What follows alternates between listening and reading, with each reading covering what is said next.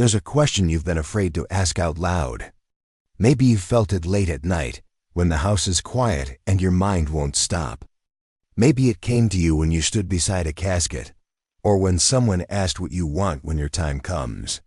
The question feels too dark to say, too strange, too painful, but it's there, and it won't leave you alone. Does the soul feel pain during cremation? Can the spirit sense the fire? Is there suffering in those final moments when the body is given to flame? You're not crazy for asking. You're not morbid. You're not weak. This question rises from a place deeper than fear. It rises from the part of you that knows something most people ignore. That death is not an ending. That awareness does not stop when the heart does. And if awareness continues, then what happens when the body burns? You've imagined it, haven't you? The heat, the collapse, the thought of someone you love, or yourself, still somehow present while flesh turns to ash. Your chest tightens. Your breath shortens. It feels unbearable. And yet no one talks about it. Not priests. Not doctors. Not even the funeral directors who walk you through the paperwork. They offer comfort. They offer tradition. But they don't answer the question. Because most of them don't know. But there was a man who did. His name was Edgar Cayce, and he didn't guess. He didn't theorize. He didn't build a belief system or ask you to have faith. He saw. Again and again, across decades, he entered a state where the veil between worlds grew thin. And from that place, he witnessed what happens to the soul when the body is burned. What he found was not what you fear. It was not what religion warns. It was not what your nightmares show you. It was something else entirely. Something that will change the way you think about death, about fire, about the people you've lost, and about your own final hours. This is not philosophy. This is not comfort for comfort's sake. This is testimony, direct, witnessed, repeated. And if you've been carrying this question in silence, afraid to ask it, ashamed of the images that come with it, you're about to be freed. Because the answer is not what you think. Let's go back to the moment of death itself. Not the paperwork. Not the ceremony. The actual moment. Most people think death happens in an instant. The heart stops. The breath ends. And the person is gone. But that's not how it works. Death is not a light switch. It is a slow unwinding. A gentle separation. The soul does not rip free. It withdraws, gradually, carefully, like a hand pulling away from a glove. Edgar Cayce described it this way. In the hours before death, the soul begins to loosen. It stops gripping the body so tightly. It stops needing it. And the body, in turn, stops calling it back. This is why people near death often seem distant. Why their eyes look through you instead of at you. Why they speak to people who aren't in the room. They are already halfway gone. Already standing in two worlds at once. The soul knows when it's time. It begins pulling inward. Gathering itself. Preparing to leave. And the body begins shutting down. Circulation slows. Temperature drops. Breathing becomes shallow. These are not signs of suffering. They are signs of release. By the time the final breath is taken, the soul is no longer inside the body. It is hovering near it, tethered by a thin silver cord. A connection so fine it can barely be seen. This cord is not physical. It is energetic. It holds the soul to the body the way a kite string holds a kite to the ground. And when that string is cut, the soul is free. That cutting happens naturally, quietly, without pain. It happens in the moments after the final heartbeat. And by the time anyone speaks of cremation, the soul is already gone. Now here's where the fear comes in. Across the world, across centuries, different cultures have insisted on waiting 3 days before cremating or burying the body. Hindus wait. Tibetans wait. Some Christian sects wait. Even modern hospitals sometimes follow the old rhythm without knowing why. And when you hear that, your mind fills in the blanks. If they're waiting, it must mean the soul is still there. Still attached. Still vulnerable. And if fire touches the body while the soul is near, won't it burn? Won't it hurt? This is the knot that tightens in your chest. But the waiting period was never about protecting the soul from pain. It was about giving the soul time to accept, time to orient, time to look back and understand. The newly departed soul is not trapped in the body. It is hovering nearby, watching, observing, coming to terms with what just happened. Some souls need a few hours. Some need a day or two. Not because they're suffering, but because they're adjusting. Imagine waking up in a new place after a deep sleep.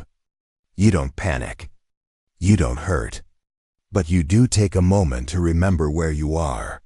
That's what those 3 days are for, orientation, not protection. And by the time cremation happens, the soul is not hovering anymore. It has moved on. Edgar Cayce was given access to something most of us never see. He could observe the souls of the dead. Not through imagination, not through belief, through direct sight. And when he did, he asked them what they experienced. He asked them about the fire, about the moment their body was placed into flame, about whether they felt it. And here is what they told him. One soul, a woman who had requested cremation before her death, described watching her own service. She saw her children crying. She saw the flowers. She saw the casket being closed. And then she watched as her body was taken to the crematorium. She was calm, curious even. She had no fear. When the flames began, she felt nothing. Not heat, not pressure, not pain. What she did feel was a strange sense of pride. Pride that her body, which had served her for so many years, was being returned to the elements quickly. Returned to dust and air and light. She described it as watching an old coat being folded and put away. It had been useful. It had kept her warm. But now it was done. And she felt only gratitude. Another soul, a man who had feared cremation his entire life, described the same thing. He had requested burial, but his family, for financial reasons, chose cremation instead. He watched it happen. And what surprised him most was that he felt no betrayal, no anger, no suffering. Instead, he felt release. He said the fire looked beautiful, not because it was destroying anything, but because it was freeing something. It was freeing him from the last thread of heaviness, from the weight of matter, from the illusion that the body was him. He stayed for a few moments, and then he left. Not because the fire hurt, but because there was nothing left to see. The body he had worried about for 70 years meant nothing now. It was ash. He was light. And light does not burn. These are not isolated stories. Edgar Cayce recorded dozens of similar accounts. And in every single one, the soul described the same experience: detachment, distance, peace. Not one soul said they felt the fire. Not one soul described fear or suffering. Not one soul said they wished it hadn't happened. Why? Because by the time the fire touched the body, the soul was no longer in it. And even if the soul was watching, it could not be harmed. Because fire and spirit do not exist on the same frequency. Let me explain. The body is matter, dense, slow, vibrating at a low frequency. Fire is energy, heat, rapid vibration. The soul is even higher. It is pure consciousness, vibrating faster than light itself. And different frequencies do not interact. Imagine a radio signal. It moves through the air all around you. But unless you have a receiver tuned to that exact frequency, you'll never hear it. It's there. It's real. But it doesn't affect you. Fire is tuned to matter. It burns wood. It burns flesh. It burns bone. But it cannot touch consciousness. The soul exists on a frequency so far beyond the body that the fire simply passes through. Or rather, the fire never reaches it at all. Think of it another way.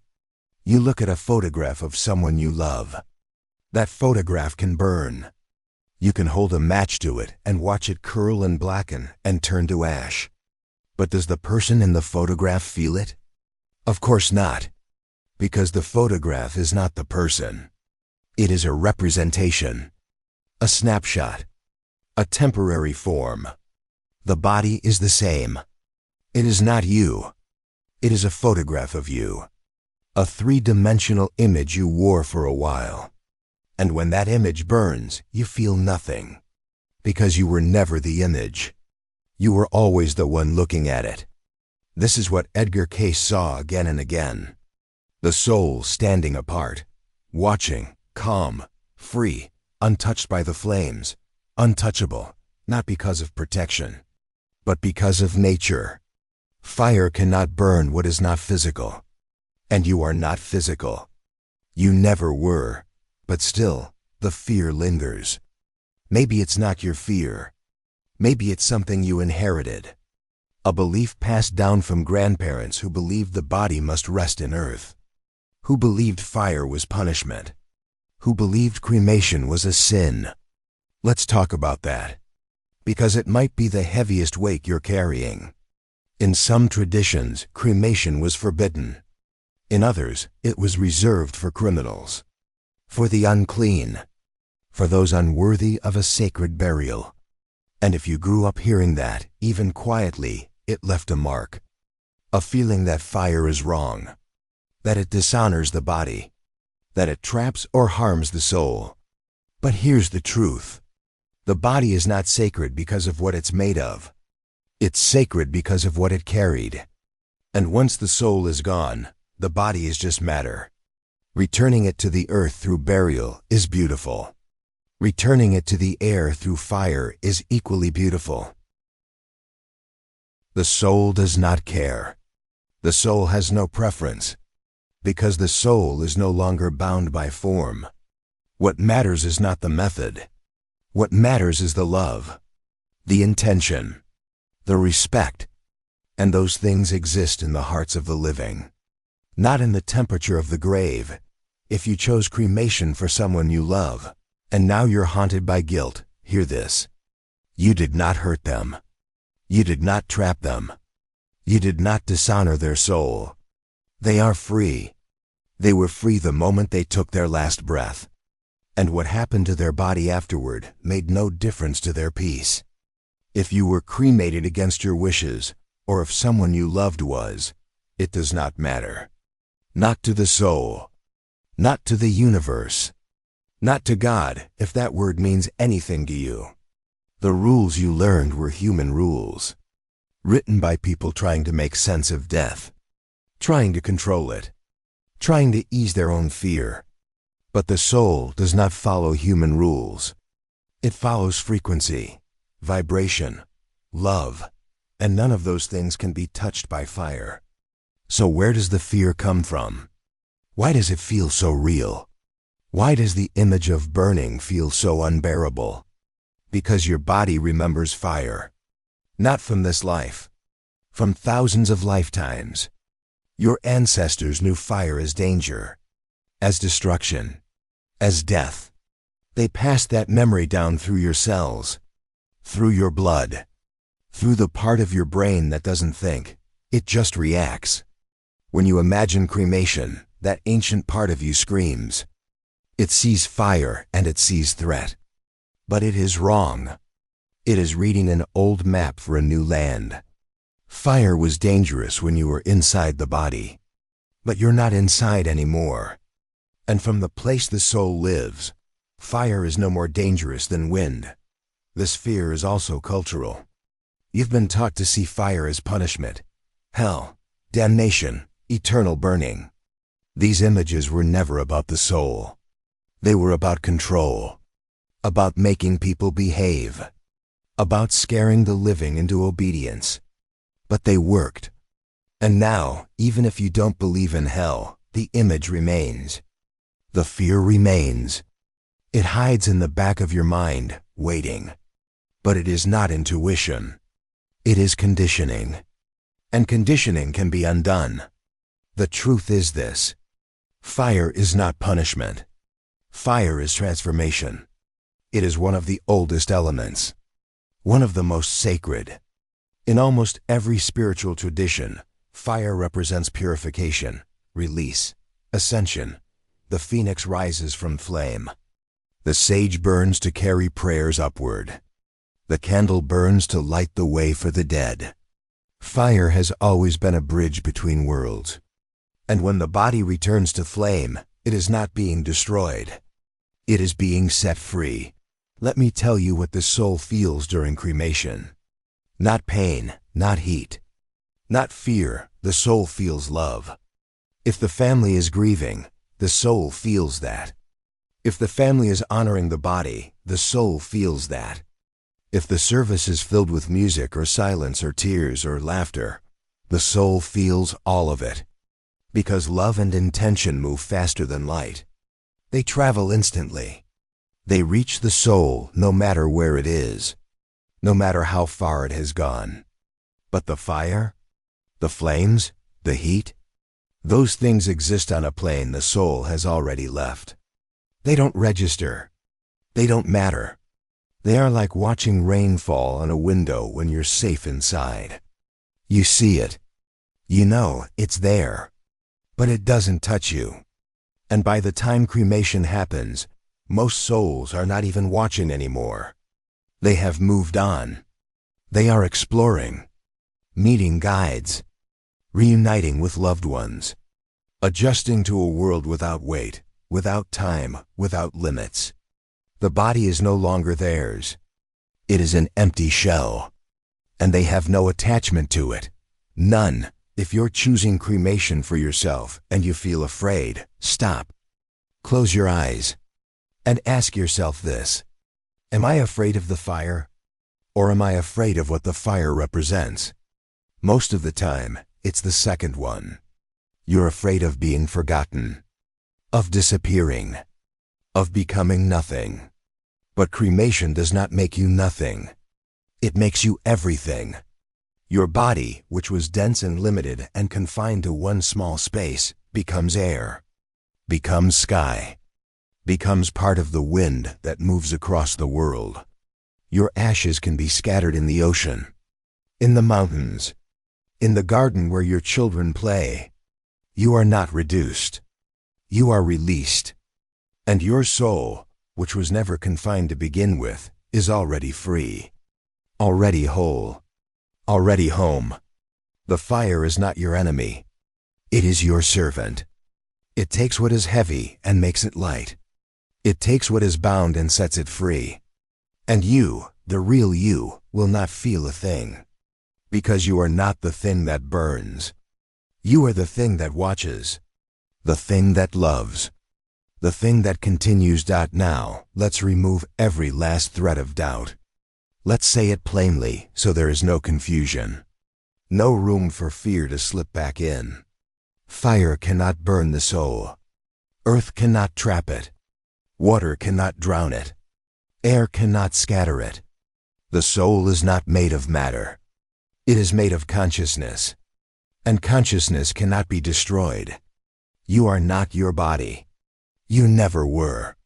The body was a vehicle, a costume, a temporary home. And when it is returned to the elements, whether through earth or fire or water or air, you remain untouched, whole, aware, alive in a way you have never been alive before. The people who have crossed over and spoken through Edgar Cayce all say the same thing. Dying was not the hard part. Living in the body was the hard part. Dying was easy. It was gentle. It was like taking off a heavy coat at the end of a long day. And cremation, if it happened, was nothing. Less than nothing. It was a detail. A footnote. Something the living worried about, but the dead did not. So if you are carrying guilt, put it down. If you are carrying fear, let it go. If you are carrying shame because you chose fire instead of earth, or because someone else made that choice for you, release it. You did nothing wrong. Nothing was lost. No one suffered. The soul you love is fine. More than fine. They are free. And if you are planning your own death, and you feel torn between tradition and preference, choose what feels right to you.